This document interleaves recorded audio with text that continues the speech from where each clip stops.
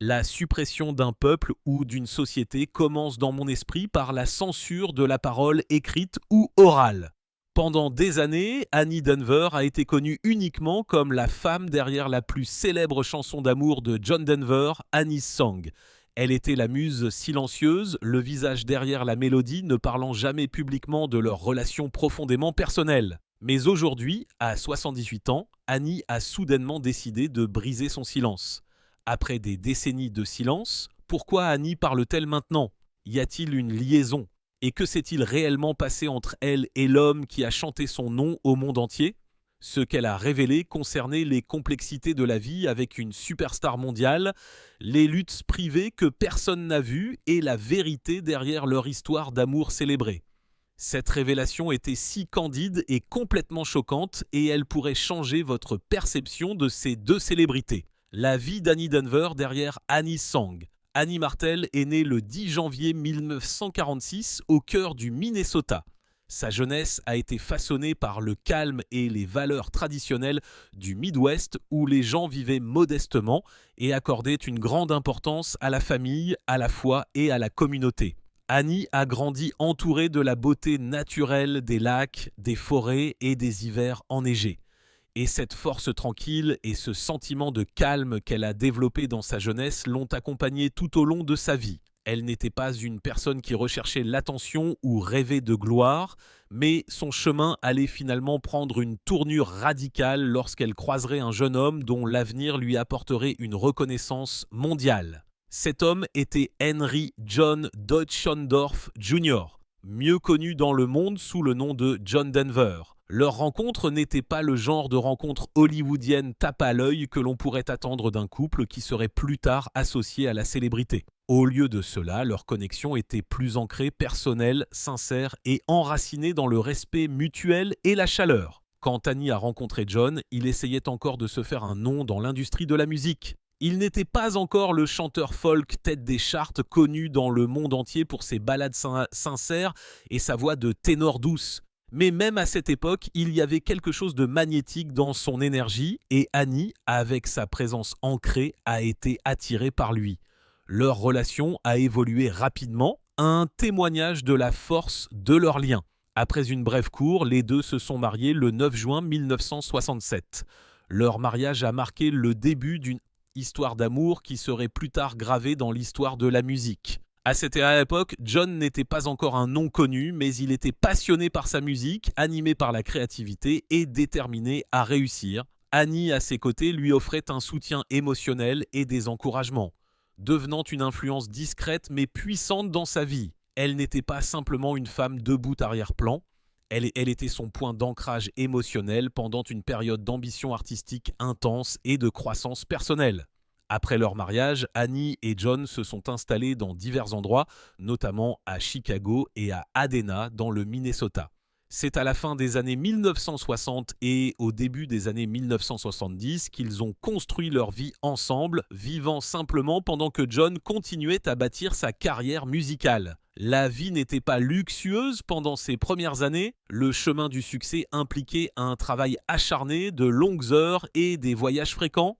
Mais au milieu de ces défis, il y avait aussi de l'amour, des rires et des rêves partagés. Annie a soutenu John pendant ses tournées, son écriture et ses performances, sacrifiant souvent les projecteurs pour soutenir l'homme qu'elle aimait.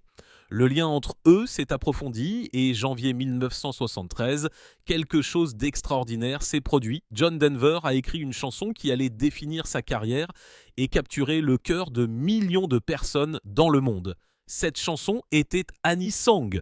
Inspiré par son amour pour Annie et un moment de paix qu'il a vécu skiant à Aspen dans le Colorado, John a composé la chanson quelques minutes seulement. C'était un déversement spontané d'émotions, un hommage à la femme qui avait rempli ses sens, son cœur et sa vie. Les paroles « You fill up my senses like a night in the forest » « Tu remplis mes sens comme une nuit dans la forêt » étaient poétiques et puissantes, exprimant une profonde affection et une grande vénération pour Annie. Lorsque la chanson est sortie, elle est rapidement devenue un succès, se classant tête des charts Billboard et devenant l'une des chansons d'amour les plus emblématiques de tous les temps. Pour Annie, entendre une chanson écrite si personnellement sur elle, puis la voir gagner une popularité massive, a été une expérience unique et complexe. D'une part, c'était un beau geste, une déclaration d'amour public de son mari. D'autre part, cela a marqué un tournant dans sa vie privée qui était désormais quelque sorte partagé avec le monde. Elle n'avait jamais demandé à être célèbre ou à être connue comme la muse de quelqu'un. Pourtant, soudainement, son nom et son rôle dans la vie de John ont été immortalisés dans une chanson diffusée sur les radios du monde entier. Malgré l'attention croissante et les exigences de la célébrité, Annie est restée dévouée à sa famille et à la vie qu'elle et John construisaient. Tout au long des années 1970, alors que la carrière de John montait flèche, le couple a pris une autre course, une autre décision qui a changé leur vie. Ils ont adopté 2 enfants, Zachary et Anna Kate. Cette période a donné un nouveau sens à leur relation et les a aidés à s'ancrer au milieu du tourbillon de la vie de célébrité. Pour Annie, devenir mère a été une expérience transformatrice. Elle a embrassé ce rôle avec chaleur et dévouement, faisant de son mieux pour assurer la stabilité et l'amour à ses enfants, tout naviguant dans le monde de plus public dans lequel ils vivaient. L'adoption était un choix significatif et délibéré. Elle témoignait du désir du couple de partager sa vie avec des enfants et de créer un héritage durable au-delà de la musique et de la célébrité. Élever Zachary et Anna Kate a apporté de la joie, un but et un sentiment d'engagement plus profond envers leur famille. Pour John, ses enfants étaient une source d'inspiration et d'épanouissement. Pour Annie, ils étaient son monde, lui donnant une raison de rester ancrée même lorsque la vie autour d'elle se sentait imprévisible et hors de contrôle. Le divorce controversé d'Annie avec John Denver. La vie d'Annie Martel Denver, souvent mémorisée pour son lien profond avec la musique et le cœur de John Denver, était beaucoup plus complexe que ne le suggérerait la chanson d'amour écrite son nom. Derrière les paroles poétiques d'Annie's Song et l'image publique idyllique d'un couple de célébrités heureux, il y avait une femme naviguant dans les pressions de la célébrité, les tensions émotionnelles et les sacrifices personnels. Bien qu'elle soit restée silencieuse pendant de nombreuses années, les événements entourant son mariage ultérieur, particuliers au début des années 1980, ont exposé un chapitre plus difficile de sa vie, façonné par l'examen minutieux des médias, un divorce turbulent et le lourd poids émotionnel d'être lié de façon permanente à une icône culturelle. 1942, après 15 ans de mariage, Annie et John Denver ont divorcé. Pour le monde extérieur, cela a marqué la fin d'une grande histoire d'amour, une histoire qui avait inspiré non seulement des ballades romantiques, mais aussi façonné la perception publique des 2 individus. Pour de nombreux fans, leur relation avait symbolisé quelque chose de rare et de durable, une union d'amour, d'inspiration et d'harmonie artistique. Mais comme pour de nombreuses histoires racontées de l'extérieur, la vérité était plus compliquée. La séparation du couple, bien qu'elle ne soit pas une surprise totale pour ceux qui leur étaient de proches, a été un moment déterminant et difficile dans la vie d'Annie. Elle l'a obligée à passer du statut de membre d'un duo célèbre à celui de revendiquer sa propre identité, tout continuant à vivre dans l'ombre de la musique qui a rendu son nom reconnaissable dans le monde entier. Le divorce lui-même n'a pas été une séparation discrète ou sans incident. Les rapports de cette époque le décrivaient comme turbulent, bien qu'Annie elle-même n'ait jamais commenté publiquement les questions privées qui ont conduit à la fin du mariage. Au lieu de cela, la plupart de ce que l'on sait provient des propres interviews de John Denver.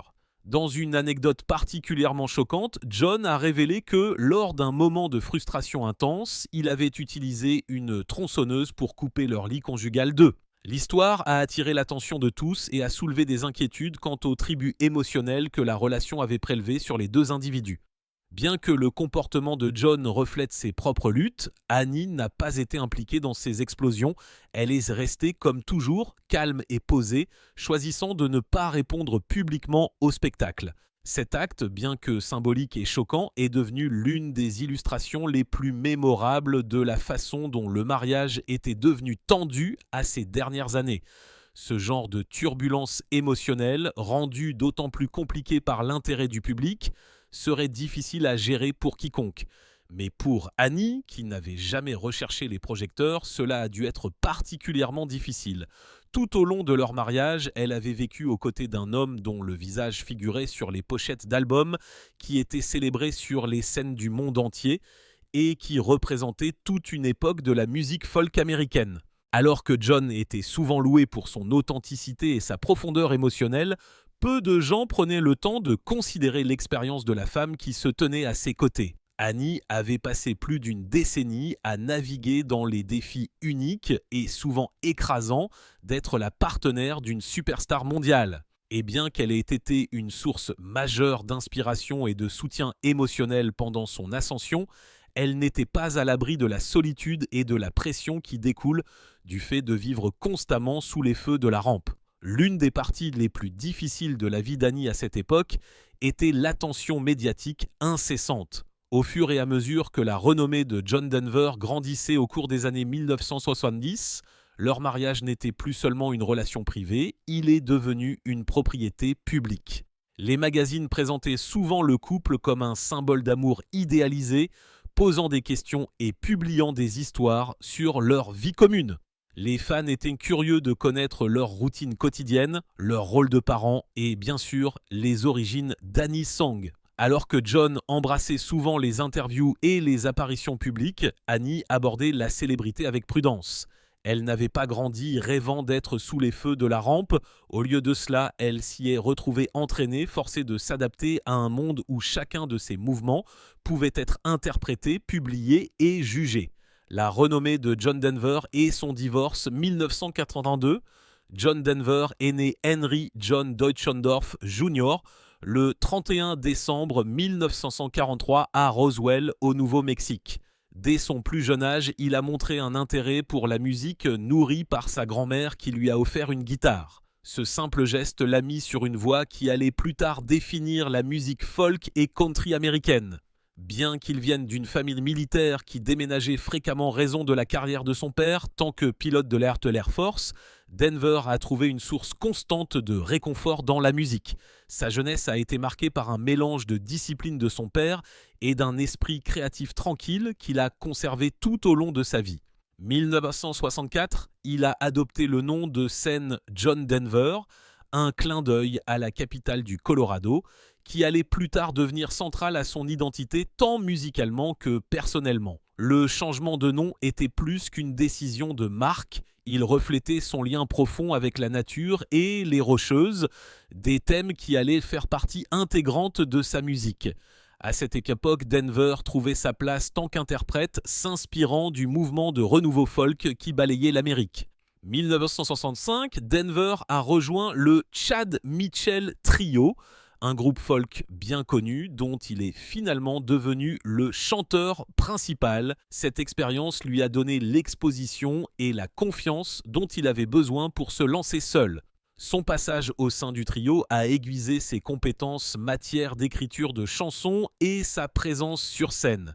Il n'a pas fallu longtemps avant qu'il ne commence à apporter des compositions originales au groupe, mettant en valeur son don pour l'écriture de chansons mélodiques et sincères. L'un de ses premiers succès est survenu en 1967 lorsqu'il a écrit « Living on a Jet Plane ». Bien qu'elle n'ait pas été un succès immédiat pour lui, la chanson est devenue un énorme succès pour Peter, Paul et Mary 1969, établissant Denver comme un auteur-compositeur sérieux au sein de la scène folk. Ce moment a été une percée majeure, confirmant que sa sensibilité lyrique et son instinct mélodique résonnaient auprès d'un large public. La même année, Denver a sorti son premier album solo, Rhymes and Reasons. L'album a connu un succès modeste, mais il a jeté les bases d'une longue et influente carrière. Le projet comprenait Living on a Jet Plane, lui donnant une nouvelle vie et présentant la voix unique de Denver à une base de fans croissante. Il était clair qu'il avait une vision qui allait au-delà de la simple écriture de chansons. Il visait à raconter des histoires qui touchaient émotionnellement les auditeurs. En 1971, il a sorti Poems, Prayers and Promises, l'album qui a véritablement lancé sa carrière dans le courant dominant. Il comprenait Take Me Home, Country Roads, une chanson qui est devenue un hymne de nostalgie et d'appréciation de la vie simple. Ce morceau particulier a fait de Denver un nom connu et a cimenté sa réputation de voix du peuple. Il était profondément personnel mais universellement pertinent, une combinaison qui a défini une grande partie de son travail.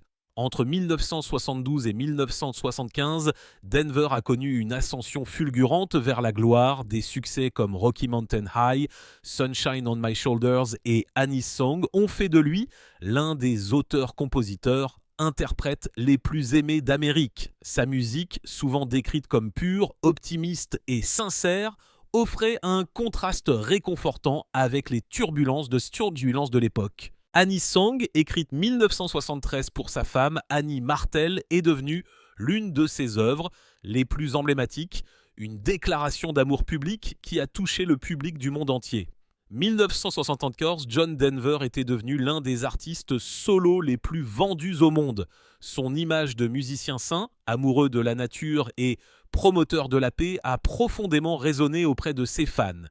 Il n'était pas seulement un interprète, il était une figure culturelle qui défendait des causes qui allaient bien au-delà de la musique. Son implication dans l'activisme environnemental a commencé à prendre forme plus formellement à cette époque, et il a utilisé sa plateforme pour parler de conservation et de durabilité. 1975, il a animé le John Denver Show sur ABC, apportant sa musique et ses valeurs dans les foyers américains. La même année, il a été nommé artiste de l'année lors des Country Music Association Awards, une reconnaissance de son succès artistique et de son impact sur le genre. L'attrait de Denver a transcendé les frontières musicales. Il a été adopté par les fans de country, de folk et de pop. De 1976 aux années 1980, Denver a continué à sortir de la musique et s'est lancé dans le cinéma. Son rôle le plus notable au cinéma est survenu 1977 lorsqu'il a joué aux côtés de George Burns dans Oh God, une comédie légère qui reflétait sa vision du monde douce et pleine d'espoir. Bien qu'il n'ait jamais poursuivi une carrière d'acteur à temps plein, le film a ajouté une autre couche à son personnage public et a démontré sa polyvalence tant qu'artiste. Toujours 1976, Denver a cofondé la Winstar Foundation, une organisation à but non lucratif dédiée à la promotion du mode de vie durable et de l'éducation environnementale. Cette décision reflétait un engagement plus profond envers la planète dont il chantait souvent. Il ne se contentait pas de sensibiliser le public grâce à ses paroles, il voulait créer un impact réel dans le monde. Winstar est devenu un exutoire pour sa passion et une plateforme pour des solutions environnementales collaboratives. Cependant, tout n'était pas rose dans sa vie personnelle. 1982, Denver et Annie Martel ont divorcé.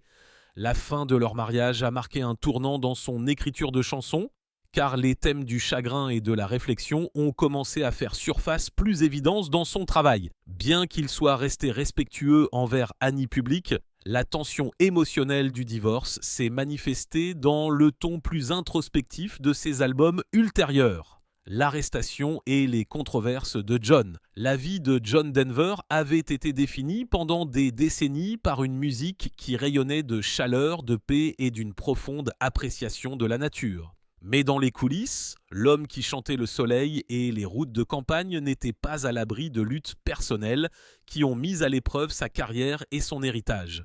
Au fur et à mesure que les années 1990 avançaient, l'image publique autrefois saine de John Denver a commencé à faire face à des turbulences, d'abord sous la forme de problèmes juridiques liés à l'alcool, puis dans les circonstances tragiques entourant sa mort. 1993, John Denver a été arrêté pour conduite état d'ébriété. Cet incident a choqué les fans et les critiques, compte tenu de sa réputation d'artiste intègre qui avait longtemps été un symbole d'environnementalisme, de famille et d'intégrité personnelle. L'année suivante, 1994, il a de nouveau été arrêté pour conduite état d'ébriété.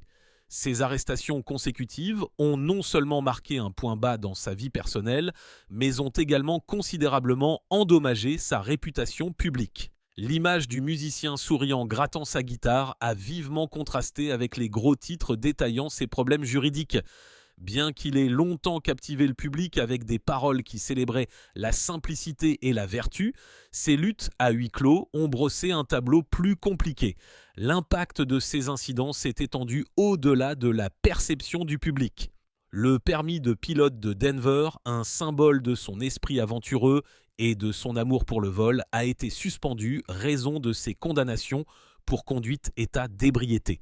Pour un homme qui chantait souvent la liberté du ciel ouvert et qui considérait l'aviation comme une passion personnelle, la suspension a porté un coup émotionnel et symbolique dur. Il avait souvent combiné son amour de la musique et du vol, se produisant dans des endroits isolés et défendant des efforts humanitaires à travers le monde. Les restrictions ont cloué au sol plus que son avion, elles ont cloué au sol une partie essentielle de son identité. Malgré ses revers, Denver a continué à poursuivre sa musique et son plaidoyer. Mais l'ombre des arrestations pour conduite état d'ébriété persistait.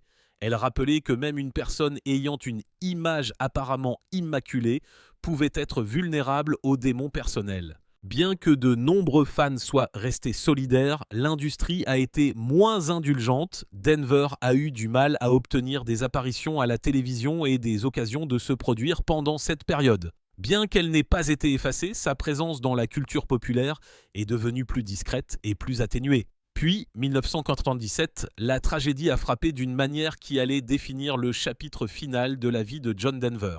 Le 12 octobre de cette année, il pilotait un avion expérimental lorsque l'avion s'est écrasé dans l'océan Pacifique, près de Pacific Grove, Californie.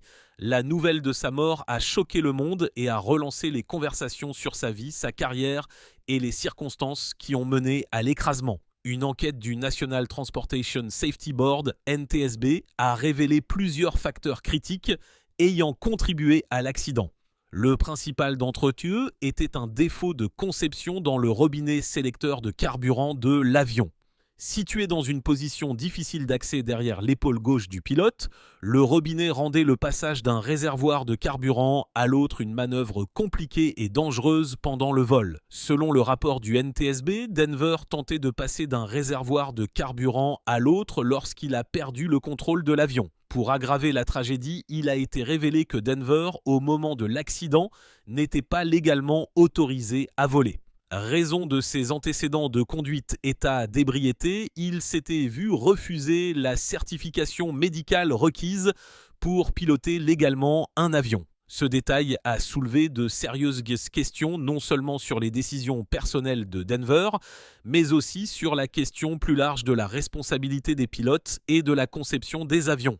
Alors que beaucoup pleuraient la perte d'une icône musicale, d'autres ont examiné de près les facteurs qui l'avaient conduit dans le cockpit ce jour-là malgré les restrictions réglementaires. L'écrasement a également mis lumière l'industrie aéronautique, particulier ce qui concerne la sécurité des avions expérimentaux. Ces types d'avions ont souvent des commandes uniques et des caractéristiques non standards, ce qui peut poser des défis même aux pilotes expérimentés. Le manque de familiarité de Denver avec les mécanismes spécifiques de l'avion qu'il pilotait a contribué directement à l'accident. Bien que son choix de voler sans permis valide ait constitué une violation grave de la réglementation, de nombreux experts ont souligné le rôle joué par l'ingénierie défectueuse et la formation insuffisante des pilotes dans l'incident.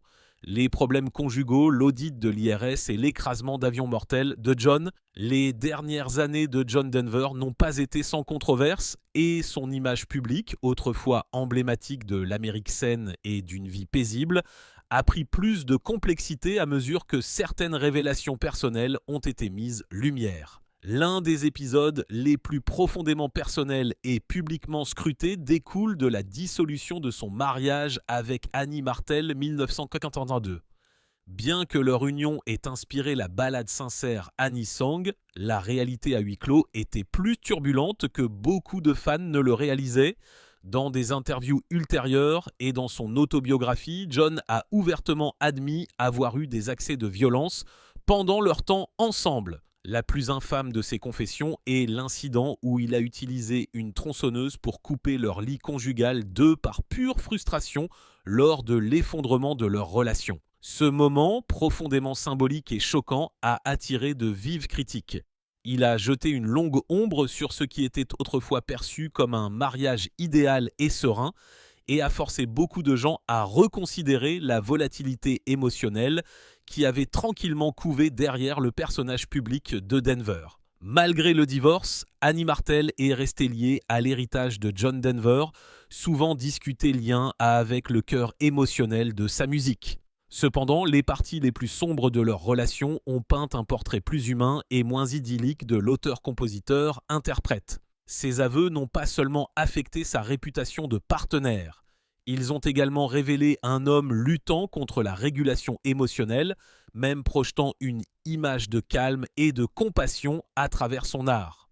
Pour ajouter à la complexité de la carrière de Denver, il y a eu sa relation tendue avec l'establishment de la musique country. Même au sommet de sa popularité dans les années 1970, des rumeurs circulaient dans le monde de la musique country selon lesquelles John Denver était trop pop, trop grand public et manquait du grain traditionnellement associé au genre. Alors que les fans appréciaient ses mélodies entraînantes et ses paroles sincères, certains initiés de l'industrie étaient moins accueillants. La tension a atteint un point culminant en 1975 lorsque Denver a reçu le prix de l'artiste de l'année de la Country Music Association. Plutôt que de célébrer cet honneur, le co-animateur Charlie Rich a fait une déclaration dramatique, mettant le feu à l'enveloppe d'annonces sur scène, signe de protestation. Le geste a choqué les téléspectateurs et a mis à nu les divisions au sein de l'industrie. Ce moment est devenu l'un des plus notoires de l'histoire de la CMA et a marqué un tournant dans la façon dont Denver était perçu par certaines élites de la musique country. Cela ne l'a pas empêché de créer de la musique ou d'être adopté par des millions de fans, mais cela a indiqué que sa place au sein du cercle restreint de la musique country resterait litigieuse. Denver, pour sa part, est resté courtois dans ses déclarations publiques, mais n'a jamais nié l'accueil froid qu'il recevait souvent des milieux plus traditionnels du genre country. Il est resté ferme dans sa conviction que la musique devrait unir plutôt que diviser et a continué à produire des œuvres qui chevauchaient plusieurs styles et défiaient la catégorisation. À peu près à la même époque, Denver a été confronté à un examen minutieux non seulement de l'industrie de la musique, mais aussi du gouvernement. Dans les années 1980, il a fait l'objet d'une enquête de l'Internal Revenue Service, IRS. L'audit n'était lié à aucun comportement criminel spécifique, mais plutôt à la nature complexe de ses finances et de ses relations d'affaires. Être une célébrité avec de multiples sources de revenus provenant des redevances musicales, des concerts, des activités philanthropiques et de diverses entreprises signifiait que ces dossiers financiers étaient complexes et vulnérables à l'examen. Bien que l'enquête ait attiré l'attention des médias, aucune accusation criminelle n'a été déposée. Néanmoins, l'existence même de l'audit a ajouté une couche de stress et de spéculation à une époque où il était déjà aux prises avec des défis personnels. Les années 1980 ont donc été une période tumultueuse pour Denver, tant sur le plan émotionnel que professionnel. Il a continué à défendre les causes environnementales et humanitaires et a sorti de la musique qui reflétait d'un ton plus introspectif, parfois sombre. L'optimisme léger qui caractérisait ses premières œuvres était toujours présent, mais il se mêlait maintenant à des explorations plus profondes de la lutte personnelle, de la croissance et de la résilience. Denver n'a jamais hésité à affronter ses détracteurs ou à reconnaître ses défauts, ce qui lui a valu à la fois l'admiration et un examen minutieux continu.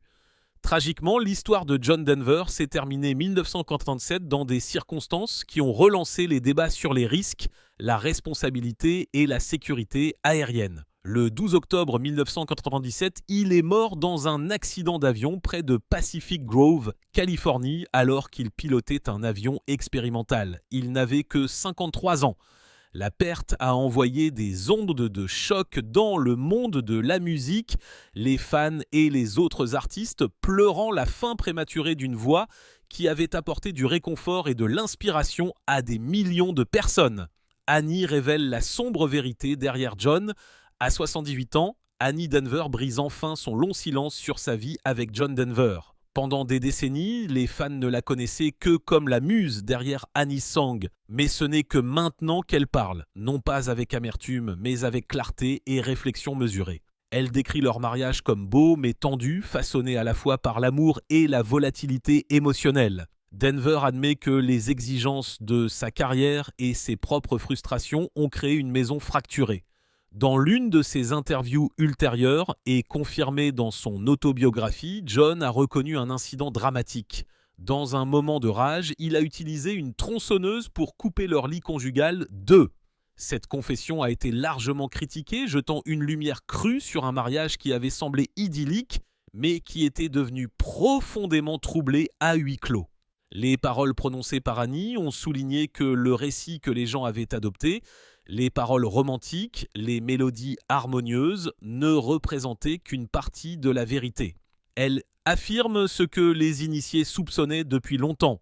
Leur divorce 1982 n'a pas été une séparation douceur, mais le point culminant d'affrontements émotionnels. Elle raconte comment les accès de John ont rendu leur maison instable et émotionnellement épuisante. Et bien qu'elle ne l'ait jamais blâmé publiquement, elle reconnaît maintenant que l'effondrement de la relation a été partie alimentée par sa perte de contrôle lors de moments critiques.